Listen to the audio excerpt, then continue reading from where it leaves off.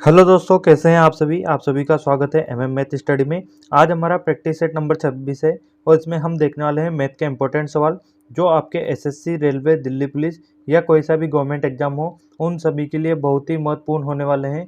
तो वीडियो को एंड तक देखना और वीडियो को लाइक करना। जो लोग चैनल पर नए हैं चैनल को सब्सक्राइब करना। चलिए चलते हैं हमारे सवाल नंबर 1 की तरफ। सवाल नंबर 1 है, दो संख्याओं का योगफल 20 और गुणनफल 91 है, उनके व्युत्क्रमों का योग क्या होना चाहिए, ये हमें निकालना है। तो हमें क्या दिया गया है, एक तो संख्याओं का योगफल दिया गया है। हम क्या करेंगे, संख्याएं x और y मानेंगे। तो x प्लस वाई हमें कितना दिया गया है, 20 है, और इनका गुणनफल दिया गया है x गुणा वाई 91। हमें क्या करना है, उनके व्युत्क्रम का योग निकालना है। यानी कि x का व्युत्क्रम क्या हो जाएगा, 1/x, और इसका व्युत्क्रम हो जाएगी 1/y। हमें इनका योगफल निकालना है तो इनको जोड़ देंगे। जब इसको हम आगे सोल्व करेंगे तो एलसीएम आ जाएगा x y और यहाँ पे आ जाएगा y प्लस x। इसका मान हमें निकालना है। अब अपने पास में x और y का मान तो है, ये कितना है 20, तो इसको लिख देंगे 20, और x y का मान भी अपने पास है, गुणा कितना है ये 91। तो 20/91 जो है इसका मान आ जाएगा। तो ऑप्शन 20 का सही जवाब हो जाएगा। अब अगला सवाल देखते हैं, सवाल नंबर 2। दूसरा सवाल है अपने पास, साइन 23 डिग्री बटे कोस 67 डिग्री का मान हमें निकाल। हमें क्या दिया गया है, साइन 23 डिग्री बटे कोस 67 डिग्री, ये हमें दिया गया है। अब साइन 23 डिग्री को हम क्या लिख सकते हैं, इसको हम लिख सकते हैं साइन 90 माइनस 67, यानी कि ये हो गया साइन 90 माइनस थीटा, और बट्टे में अपने पास है कोस 67 डिग्री। अब आपको पता होगा कि साइन 90 माइनस थीटा है, ये क्या हो जाता है, कोस थीटा। तो यहाँ पे आ जाएगा अपने पास में कोस 67 डिग्री और बटे कोस 67 डिग्री, ये अपने पास में है। कोस 67 से कोस 67 डिग्री कट जाएगा तो कितना मान निकल के आ जाएगा इसका, 1। तो ऑप्शन 20 का सही जवाब हो जाएगा। अगला सवाल देखते हैं, सवाल नंबर 3। सवाल नंबर 3 है, 28 के धनात्मक गुणनखंडों का माध्य ज्ञात कीजिए। तो 28 के धनात्मक गुणनखंड अपने पास क्या हो जाएंगे, जिस जिस संख्या से 28 में भाग जाता है वो इसके धनात्मक गुणनखंड हो जाएंगे। जैसे कि 1 हो गया, 2 हो गया, और क्या हो जाएगा, 4 हो जाएगा, और 7 हो जाएगा, 14 हो जाएगा, और 1 28 हो जाएगा। ये इसके धनात्मक गुणनखंड आ गए। इनका माध्य निकालना है तो हम क्या करना पड़ेगा, इन सभी को ऐड करना पड़ेगा। तो इन सभी को ऐड करेंगे तो अपने पास आ जाएगा 56, और कितनी संख्या है उसका भाग देना पड़ेगा। तो अपने पास में टोटल 6 नंबर है। ये 6 का जब हम इसमें भाग देंगे तो अपने पास क्या निकल के आ जाएगा, 9.33। ये इसका आंसर हो जाएगा 9.33, ऑप्शन सी। अगला सवाल देखते हैं, सवाल नंबर 4। सवाल नंबर 4 है, एक विद्यार्थी ने जितने प्रश्न सही किए उससे 3 गुणे उसने गलत कर दिए। यदि उसने कुल 76 प्रश्न हल किए तो उसने कितने प्रश्न सही सही हल किए, ये हमें निकालना है। अब हम क्या करेंगे, इसमें मानेंगे कि उसने जो है x प्रश्न सही किए और उससे 3 गुणे जो गलत कर दिए, तो x के 3 गुणे कितने हो जाएंगे, 3x, और उसने कुल जो है 76 प्रश्न हल किए, यानी कि सही और गलत ये टोटल मिला के उसने जो है 76 प्रश्न हल किए हैं। यहाँ से 4x बराबर अपने पास आ जाएगा 76, और x का मान जब हम निकालेंगे तो ये आ गया अपने पास में 19। 4 से ये कट जाएगा 19 बार, तो x बराबर 19 आ गया। हमसे ये पूछा गया है उसने कितने प्रश्न सही सही हल किए। सही क्या माना था हमने, x माना था, और x का मान कितना आ रहा है अपने पास, 19। तो ऑप्शन डी इसका सही जवाब हो जाएगा। अगला सवाल देखते हैं, सवाल नंबर 5। पांचवा सवाल है, एक दूसरे से 240 किलोमीटर दूर खड़ी कारें 70 किलोमीटर और 80 किलोमीटर प्रति घंटे की गति से एक दूसरे की तरफ एक ही समय में यात्रा शुरू करती है। तो इन कारों को मिलने में कितना समय लगेगा, ये हमें निकालना है। अब जैसे कि कोई कार है A और B, ये यहाँ पर खड़ी हुई है, B यहाँ पर है, A यहाँ पर है, और ये क्या करती है, एक दूसरे की तरफ चलती है, यानी कि ये इधर चलेगी और ये इधर चलेगी। इनकी जो गति है वो दी गई है, इसकी तो 70 किलोमीटर प्रति घंटे है और इसकी 80 किलोमीटर प्रति घंटे है, और इनके बीच की जो दूरी है वो हमें दी गई है कितनी, 240 किलोमीटर। हमें निकालना है कि इनको एक दूसरे को पार करने में कितना समय लगेगा। तो इनकी रिलेटिव स्पीड निकलेगी। जब दोनों एक दूसरे की तरफ गति कर रही है तो इनकी रिलेटिव स्पीड क्या होती है, आपस में जुड़ जाती है। तो 70 और प्लस 80 जो है वो जुड़ जाएगी, तो अपने पास कितनी आ जाएगी, 150 किलोमीटर प्रति घंटा। तो अब क्या करेंगे, फॉर्मूले में मान रख देंगे, डिस्टेंस बराबर होता है स्पीड गुणा टाइम। डिस्टेंस कितनी है, दूरी 240 किलोमीटर, और इनकी रिलेटिव स्पीड कितनी निकाली थी हमने, 150, यहाँ पे लिख देंगे। और टाइम हमें निकालना है, टाइम बराबर अपने पास आ जाएगा 240 बटे 150, जीरो से जीरो काट देंगे। जब इसको आगे हम सोल्व करेंगे तो ये आ जाएगा, एक बार जाएगा और कितना बचेगा अपने पास में, 9/15। इसको हम क्या करेंगे, मिनट में कन्वर्ट कर देंगे, तो 60 से गुणा कर देंगे, 15 से काटेंगे तो 4 बार, यानी कि अपने पास निकल के आ रहा है 1 घंटा और 36 मिनट। ये अपने पास निकल के आएगा, तो ऑप्शन बी इसका सही जवाब हो जाएगा। अगला सवाल देखते हैं, अब सवाल नंबर 6। छठा सवाल है अपने पास, 8 मशीनें प्रत्येक 2 मिनट में 560 रस के डिब्बे भर सकती है। 20 मशीनों द्वारा 6 मिनट में कितने डिब्बे भरे जा सकते हैं। अब इसका अपने पास फॉर्मूला होता है M1 D1 और नीचे आता है W1 बराबर M2 D2 और W2। M यहाँ पर क्या है, मेंबर, यानी कि कोई भी जैसे मशीन है या कोई भी है तो वहाँ पे हम लिखते हैं। D बराबर है डेज, यानी कि कितने दिन में कर रहा है, कितने घंटे में कर रहा है, वो यहाँ पे टाइम यहाँ पे लिखते हैं।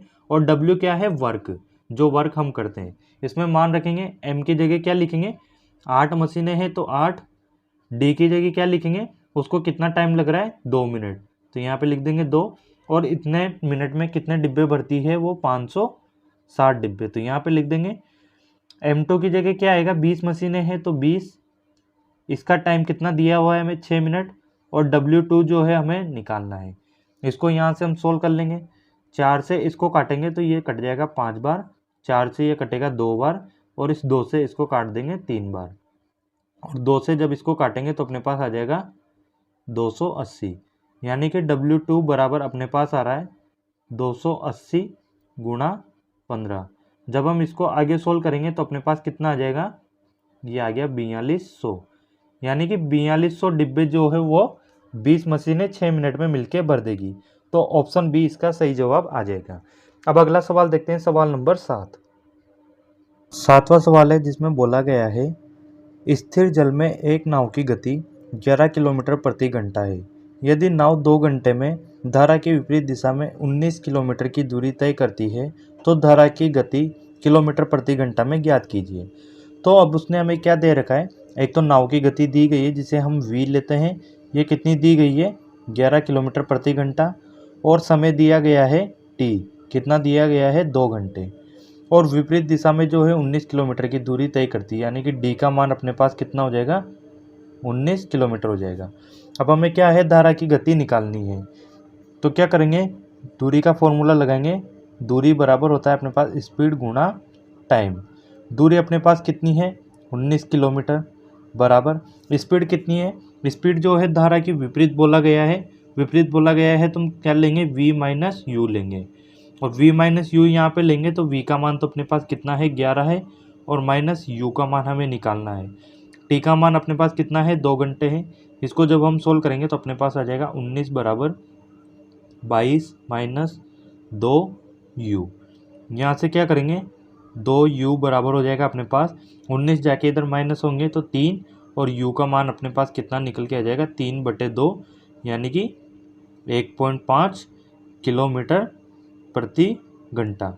ये अपने पास आ गया उसकी धारा की गति 1.5 किलोमीटर प्रति घंटा, तो ऑप्शन सी इसका सही जवाब हो जाएगा। अब अगला सवाल देखते हैं, सवाल नंबर 8।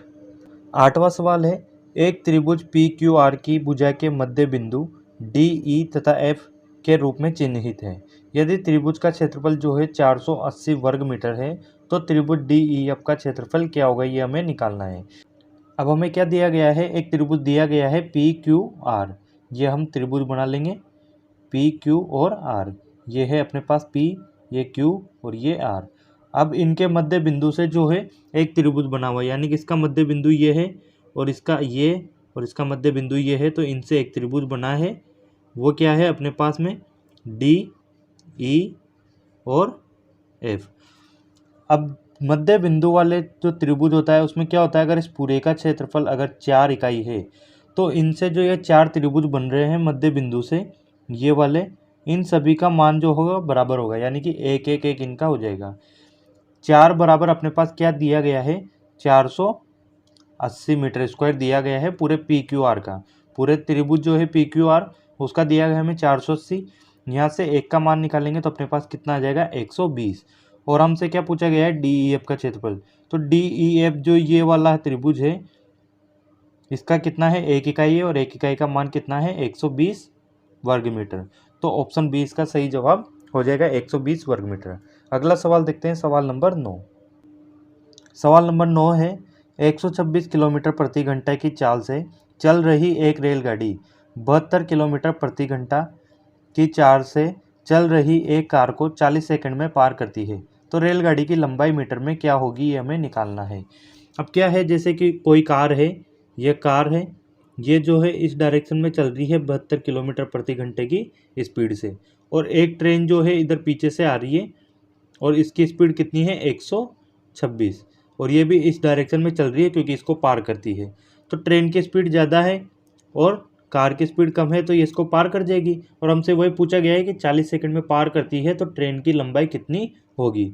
तो हमें क्या करेंगे, इसमें फॉर्मूला लगाएंगे, वही दूरी वाला, दूरी बराबर स्पीड गुणा टाइम। दूरी हमें निकालनी है, डिस्टेंस। स्पीड क्या है कि उसको पार कर रही है, यानी कि एक ही डायरेक्शन में चल रही है, कार भी इस डायरेक्शन में चल रही है और जो ट्रेन है वो भी इस डायरेक्शन में चल रही है, दोनों एक ही दिशा में चल रही है। जब दोनों एक ही दिशा में चलती है तो हम क्या करते हैं, इनकी जो स्पीड दी गई है इनका अंतर लेते हैं। तो यहाँ पे आ जाएगा 126 और माइनस 72, ये इनकी स्पीड का अंतर आ गया, रिलेटिव स्पीड आ गई इनकी। और टाइम कितना दिया गया है अपने पास, 40 सेकेंड, लेकिन हमें क्या है, मीटर में निकालना है। इनके ऑप्शन जो है मीटर में दिए गए हैं। तो हम क्या करेंगे, जो ये जो अपने पास स्पीड आई है इसको 5/18 से गुणा करके और मीटर पर सेकंड में इनकी गति निकाल लेंगे, और टाइम है अपने पास में 40। दूरी बराबर यहाँ पे अपने पास कितना आ जाएगा, ये आ जाएगा अपने पास में 54 और गुणा 5/18 गुणा 40।